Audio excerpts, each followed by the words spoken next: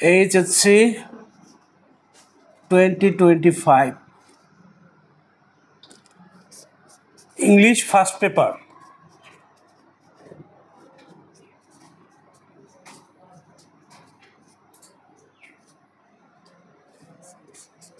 How to solve MCQ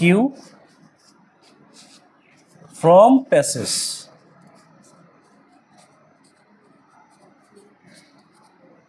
মানে কিভাবে তুমি পরীক্ষার খাতায় MCQ কারেক্টলি অ্যান্সার করবা সেটা নিয়ে আজকে আলোচনা করব। তো MCQ মানে কি? MCQ মানে হচ্ছে মাল্টিপল চয়েস কোশ্চেন।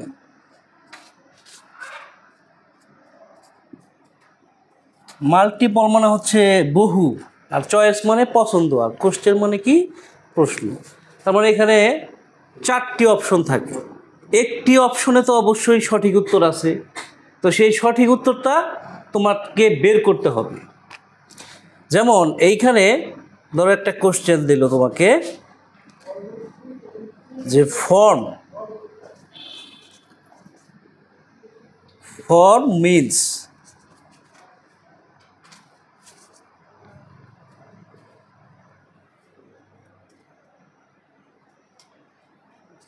এখানে 4টা অপশন দিল। সাপোজ ধরো 1 নম্বরে দিল তোমাকে ফ্রম, 2 নম্বরে দিল হচ্ছে রিমুভ, 3 নম্বরে দিল কনস্টিটিউট, আর 4 নম্বরে দিল ধরো নান। তাহলে এখানে ফর্ম মিন্স মানে ফর্ম বলতে কি বোঝায়? ফর্ম বলতে কি বোঝায়? তো এখানে প্রথম যে অপশন আছে, এই অপশন আছে কি ফ্রম, দ্বিতীয় অপশন আছে কি রিমুভ, আর 3 নম্বর অপশন আছে কনস্টিটিউট, 4 নম্বর অপশন আছে নান। তো তোমার প্রশ্নের মধ্যে MCQ এ প্রশ্নের মধ্যে যখন তুমি দেখবা যে এরকম ফর্ম কথাটা আছে, মানে এই যে শব্দটা থাকবে এই শব্দের মধ্যে ইনভার্টেড কমা আছে, এরকম ইনভার্টেড কমাযুক্ত কোনো সেন্টেন্স কোনো MCQ যখন তুমি পাবা তখন তোমাকে বুঝতে হবে যে এইটার উত্তরটা অবশ্যই প্যাসেজের মধ্যে দেওয়া নাই। এই MCQ এর অ্যান্সারটা প্যাসেজের মধ্যে দেওয়া নাই। কেন দেওয়া নাই? কারণ এখানে বলা হচ্ছে যে ফর্ম শব্দের অর্থ কোনটা, ফর্ম মানে এটা কি। তো এই জন্য এটা তোমাকে, এটা যদি তুমি প্যাসেজে সারা জীবনও খুঁজে বেড়াও তাহলে এটার অ্যান্সারটা তুমি পাবা না। এর জন্য তোমাকে অবশ্যই এই শব্দের কাছাকাছি একটা অর্থ, বা এই শব্দটার অর্থটা কি, ইংলিশ আরেকটা অর্থ কি হবে, সেটা তোমাকে অপশন থেকে খুঁজে বের করতে হবে। তো অযথা তুমি এটা প্যাসেজে খুঁজে তোমার সময়কেই নষ্ট হবে শুধু। তো এজন্য এখানে তোমাকে এই শব্দটার মিনিংটা কি সেটা তোমাকে খুঁজে বের করতে হবে। তো আমরা জানি এই ফর্ম মানে হচ্ছে কি, ফর্ম মানে হচ্ছে গঠন করা, ফর্ম মানে গঠন করা। তাহলে এখানে প্রথম যে অপশন ফর্ম, এটা অর্থ হচ্ছে হতে, পরেরটা হচ্ছে দূর করা, রিমুভ, দূর করা, তারপরটা হচ্ছে এটা হচ্ছে গঠন করা, তারপরটা হচ্ছে কোনোটি নয়, কোনোটি নয়। তাহলে এখন তুমি দেখো যে অ্যান্সার আসলে কোনটা।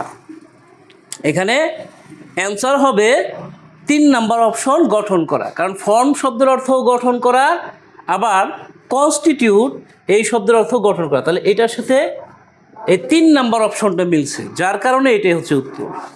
তো তোমাদের যত MCQ আসবে বেশিরভাগই কিন্তু এরকম সিনোনিম রিলেটেড আসবে, মানে শব্দের অর্থ রিলেটেড আসবে।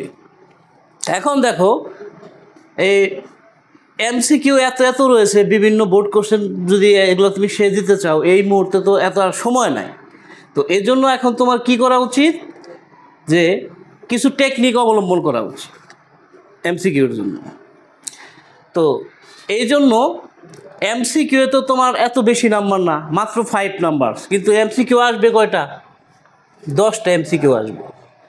প্রত্যেকটা এমসিকিউ এর জন্য হাফ করে মার্কস আছে, এইভাবে কত? 5 মার্কস। তো এইটার জন্য এত ভাবার তোমার কোনো প্রয়োজন নেই। তুমি জাস্ট একটা জিনিস মনে রাখবা যে যদি এরকম ইনভার্টেড কমা থাকে তোমার প্রশ্নের মধ্যে, তাহলে তার উত্তর কি? প্যাসেজে নেই, অযথা তখন প্যাসেজ খুঁজবা না। যখন ইনভার্টেড কমা থাকবে না তখন তুমি প্যাসেজ থেকে এটা খুঁজে বের করবা। আর যদি ইনভার্টেড কমা থাকে তাহলে এই শব্দের অর্থটা কি সেটা অপশন থেকে খুঁজে বের করবা। আরেকটা বিষয় বলি, যেটা হচ্ছে অপশনে এরকম থাকে 1 2 3 4 এরকম থাকে। তো যখন তুমি এমসিকিউ অ্যান্সারগুলো করবা, এমসিকিউ অ্যান্সার করার সময় তোমাকে মনে রাখতে হবে যে 1 নাম্বার এবং 4 নাম্বার, 1 নাম্বার এবং 4 নাম্বার এই দুইটা সবচেয়ে কম উত্তর হবে। তাহলে বেশি উত্তর হওয়ার সম্ভাবনা কি? অপশন নাম্বার 2 এবং 3। তো 1 নাম্বার আর 4 নাম্বার যে উত্তর হবে না তা কিন্তু না, এমসিকিউ কিন্তু উত্তর হবে, কিন্তু সেটা কম হবে। ধরো 10টা এমসিকিউ, হ্যাঁ 10টা এমসিকিউ এ 2 থেকে 3টে এমসিকিউ হতে পারে 1 এবং 4, আর বাকি সব 7টা এমসিকিউ, হ্যাঁ 6 থেকে 7টা এমসিকিউ, সেগুলো কিন্তু অ্যান্সার হবে কি 2 এবং 3।